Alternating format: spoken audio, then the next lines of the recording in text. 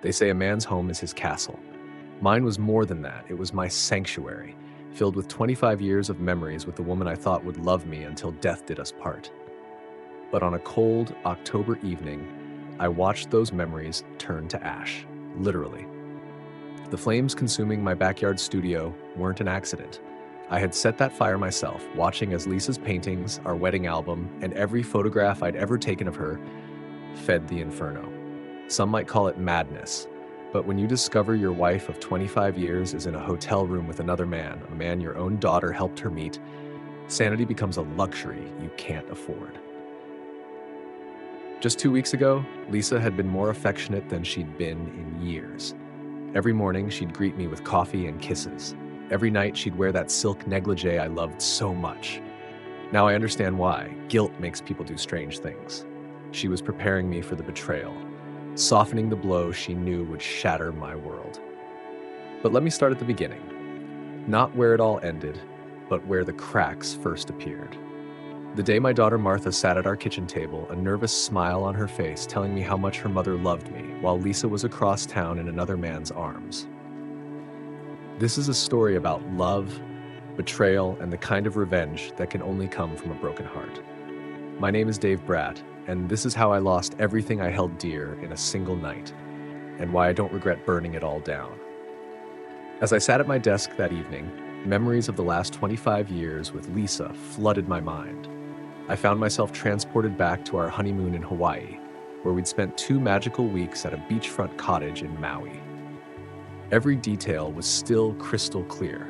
The way her hair caught the sunset as we walked along Kanapali Beach, her laughter echoing across the water as we snorkeled with sea turtles, the taste of fresh pineapple on her lips during our midnight swims. We were so young then, so full of dreams. I had just started my construction business, and Lisa was teaching art at the local high school.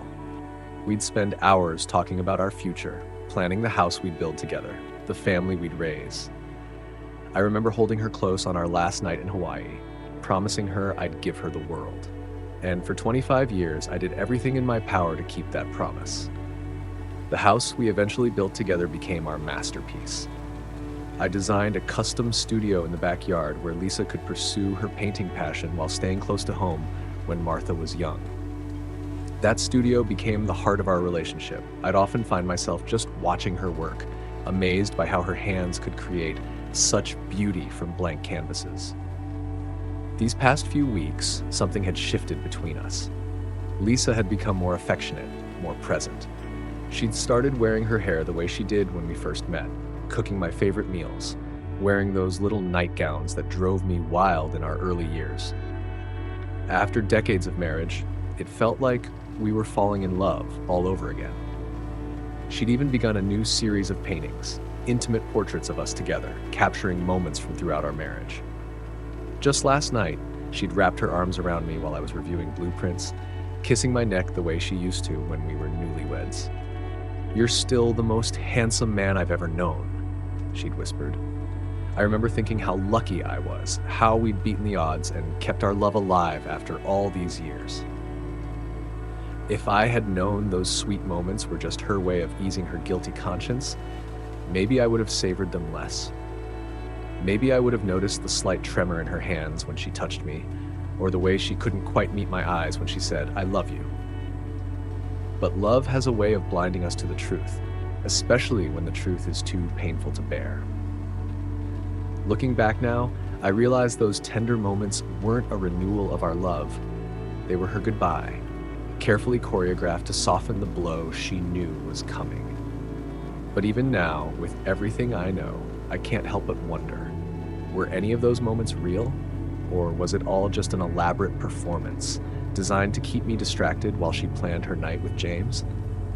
Little did I know that while I was basking in what I thought was rekindled love, my own daughter Martha was helping orchestrate the destruction of everything we'd built together.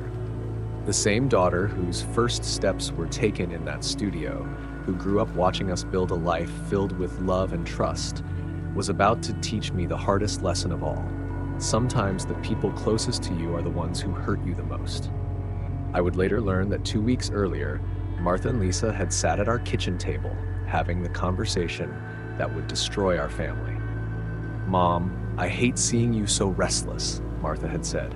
"You used to paint with such passion, but lately your art seems different." Lisa had confided in our daughter about feeling stuck, not just in her art, but in life. That's when Martha mentioned James Davidson. James was a widowed art collector who'd lost his wife Susan 3 years ago. Martha knew him through her friend Mary, and she'd planted the seed in Lisa's mind. "He's sophisticated, cultured, everything Dad isn't," she'd told Lisa. "Maybe spending an evening with someone new could inspire your art again." My own daughter suggesting that her mother needed more than what I could give her. Lisa initially resisted. "I love your father," she'd protested. "I can't do that to him." But Martha, ever the persuasive one, had it all figured out. "Just one night, Mom. One evening of excitement, of feeling desired by someone new. Dad never has to know." She convinced Lisa to give James her number, assuring her mother that a little harmless flirtation might reignite her creative spark. What followed was a masterclass in deception. While Lisa was texting James, planning their rendezvous, she was also putting on the performance of a lifetime at home. Every morning, she'd greet me with fresh coffee and lingering kisses. Every evening, she'd tell me stories about our early years together, reminiscing about our first date, our first apartment, the night I proposed.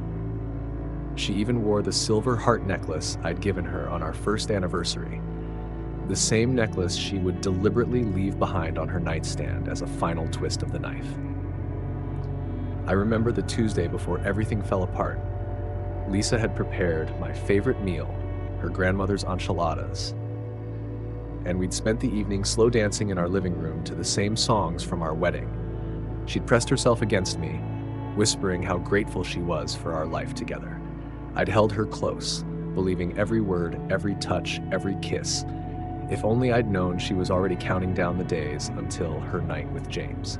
Looking back, I can see the signs I missed. The way she'd check her phone when she thought I wasn't looking. How she'd grown distant during our conversations, lost in thoughts I now know were about him. The secret shopping trips for new lingerie that wasn't meant for my eyes. But love has a way of blinding us to the obvious, doesn't it? We see what we want to see, believe what we need to believe. Martha played her part perfectly too. She'd stop by more often, asking about my work, telling me how much her mother talked about me. "Dad, Mom's so happy lately," she'd say, knowing full well why. "Whatever you're doing, keep it up." My own daughter, stage managing my wife's infidelity while pretending to celebrate our marriage. The day Lisa planned to meet James, she'd kissed me goodbye with such tenderness that I actually thanked God for blessing me with such a loving wife. She told me she was attending an art gallery opening, that she might be home late. I'd smiled, told her to enjoy herself, even suggested she take pictures to show me later. The irony of those words would come back to haunt me in ways I never could have imagined. That silver heart necklace I mentioned? Lisa had worn it every day for weeks leading up to that night. But when she left for her gallery opening, she placed it carefully on her nightstand, right next to our wedding photo. It wasn't an oversight, it was a message. She was leaving behind the symbol of our young love before going to find something new in another man's arms. Little did I know, as I sat in my office that evening reviewing construction plans, that my entire world was about to come crashing down around me. And it would begin with a knock on my door from Martha, her face streaked with tears, coming to confess what she and her mother had done. The irony of it all still makes me laugh in a bitter sort of way.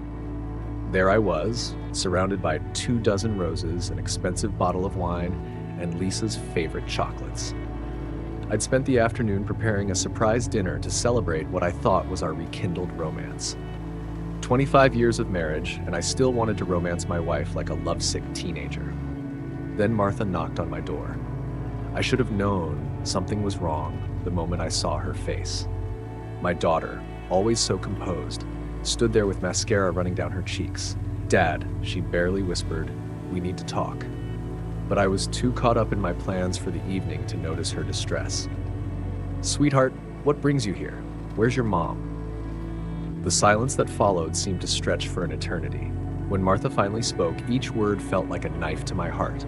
"Dad, Mom's not at an art gallery." Another pause, another twist of the knife. She's with James. She won't be home tonight. At first, I couldn't process what she was saying. James? Who's James? The questions tumbled out as my mind refused to accept the obvious. That's when Martha, through her tears, confessed everything.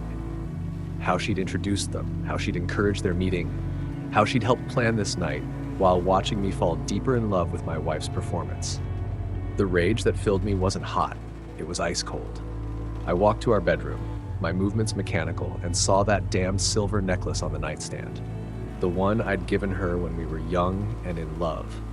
The one she'd worn every day for weeks, only to leave it behind like a goodbye note. Something in me snapped. I started gathering everything that reminded me of Lisa. Her clothes, her jewelry, her art supplies. I dragged it all to the studio. Our wedding album, the love letters we'd written, even the paintings she'd made of our family, they all joined the pile. Each item I threw onto that heap was another memory being stripped away, another lie exposed. The studio itself was the perfect place for what came next. This was where Lisa had painted for 20 years, where she'd captured our life together on canvas, where she'd stood just days ago telling me she loved me while planning her night with another man. Every corner of that room held a piece of our story, and now that story was going to end in flames. I remember the clarity I felt as I poured the gasoline, the strange peace that came over me as I struck the match. The first painting to catch fire was one Lisa had done of us on our 20th anniversary. The flames spread quickly, devouring our memories with a hunger that matched my own need to destroy every trace of our life together. I hadn't planned for the fire to spread to the house, but as I watched the studio burn, the flames jumped to the back porch. Maybe part of me wanted that too, wanted to burn away every last piece of the life we'd built on lies. The smoke billowed into the night sky, carrying with it two decades of memories, trust, and love. Standing there, watching our life go up in flames, I felt nothing but a cold satisfaction. Let it burn, I thought. Let it all burn. The firefighters would arrive soon enough, but by then, everything that mattered would be gone. Our shared workspace, her precious art collection, the family photos, the love letters, all of it reduced to ash and cinders. Martha tried to stop me, begging me to save at least some of her mother's work. But I turned to her, with eyes as cold as the night air, and said words I never thought I'd say to my own daughter. I have no daughter anymore, just a woman who helped destroy her father's life. The look on her face nearly broke me, but my heart was already in ashes, just like everything else. As I drove away that night, I could see the orange glow in my rearview mirror. The fire trucks were already on their way, their sirens echoing through the neighborhood. But they couldn't save what was already destroyed long before I struck that match. My trust, my marriage, my family. Lisa had chosen her night of inspiration with James. Well, I'd given her something else to inspire her art if she had any art supplies left to paint with. While I was driving away from the burning remnants of my life, Lisa was just leaving her romantic rendezvous with James. She turned her phone back on to find dozens of missed calls and text messages. Martha's panic-stricken voice filled her voicemail. Mom, Dad knows everything. He's burned down the studio. Come home now. Lisa arrived home in James's car, still wearing her little black dress and heels from their date. The firefighters had managed to save most of the house, but our studio, her precious workspace, was nothing but smoking ruins. Everything she'd created over 25 years of marriage was gone. Her entire art collection, every painting she'd ever made, every family photo we'd taken, all reduced to ashes. The police were waiting for her. They asked about my whereabouts, about any recent arguments, about insurance policies. They used words like arson investigation and criminal charges. I didn't care. Let them come for me. Some crimes can't be measured in legal terms, and what Lisa did to our marriage was far worse than what I did to our property. James, ever the opportunist, saw his chance to play the hero. He offered Lisa a place to stay and space in his gallery to rebuild her career. I'll help you start over, he told her, as if the last 25 years of our life together could be erased and rewritten with him in my place. The same man who'd spent the night with my wife now wanted to rescue her from the consequences of their actions. Martha's life began unraveling too. Her husband Mike, who I was disgusted by her role in the affair. If you'd help your own mother cheat, he told her, how can I trust you to be faithful? Their plans for starting a family came to a screeching halt. Mike couldn't imagine having children with someone whose moral compass was so badly broken. The investigation into the fire intensified. The police found traces of gasoline, my fingerprints on the empty can in the garage. They brought me in for questioning, but I didn't deny anything. Yes, I burned my wife's things, I told them. She left them behind when she left our marriage for another man. The detective looked at me with a mix of sympathy and disapproval, but I didn't care about his judgment. Lisa tried to reach out multiple times. She left voicemails filled with tears and apologies. It was just one night, she kept saying, as if that somehow made it better. I never meant for any of this to happen. But that's the thing about betrayal. It doesn't matter what you meant to happen. What matters is what you chose to do. Martha's marriage continued to crumble. Mike moved out of their house, saying he needed time to think. The daughter who had helped orchestrate her mother's infidelity now found herself sleeping alone, wondering if her own marriage would become another casualty of that fateful night. The fertility treatments they'd planned were put on indefinite hold. Her dream of becoming a mother faded with each passing day of separation. The police eventually decided not to press charges. The house was in my name, and Lisa couldn't prove that I intended the fire to spread beyond the studio, but the damage was done. Our neighborhood, once filled with friends and memories, became a place of whispers and sideways glances. Everyone knew our story: the cheating wife, the arsonist, husband, the daughter who betrayed her father. James's true colors started showing through his polished veneer.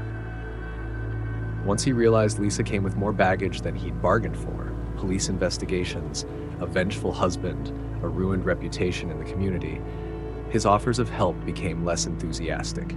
The gallery space he'd promised never materialized.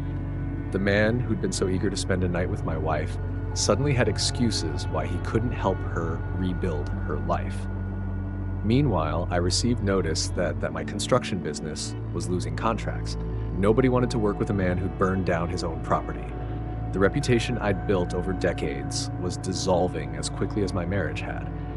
But unlike Lisa, I didn't have someone waiting in the wings to help me start over. I had nothing but my anger and the satisfaction of knowing I'd made them all pay a price for their betrayal.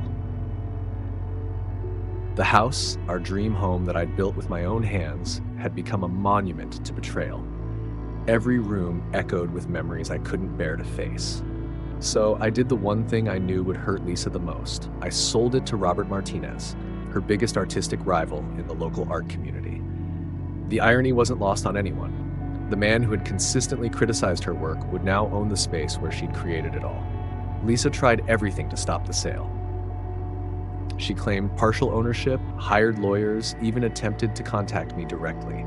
But I had planned this perfectly. The house was solely in my name, a decision we'd made years ago for tax purposes. Her precious studio, even after the fire, could have been rebuilt. Instead, Martinez announced plans to convert it into a modern gallery space featuring up-and-coming artists. The final insult to Lisa's artistic legacy. I left her one last letter, not out of love, but because 25 years deserved at least that much. Lisa, by the time you read this, I'll be gone. The life we built together died the moment you chose a night of passion over 25 years of marriage. I've accepted a job overseas, somewhere far enough that I'll never have to see the woman who became a stranger while sharing my bed. I won't tell you where. Don't try to find me.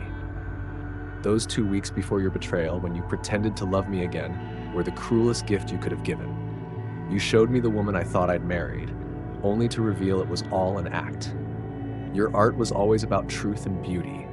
Ironic that your greatest masterpiece was the lie you lived with me. I hope your night of inspiration with James was worth it. Worth our home, your career, our daughter's marriage, and every dream we ever shared. You wanted something new to paint about? Well, now you have it. The story of how you destroyed everything we built together. Martha tried one last time to reach me before I left. She came to my temporary apartment, begging for forgiveness, telling me how her own marriage was falling apart. Mike had given her an ultimatum. Choose between supporting her mother's betrayal or saving their marriage. She wanted my advice, my blessing. my forgiveness.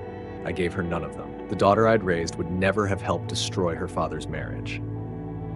The art community that had once celebrated Lisa's work now whispered about her scandal.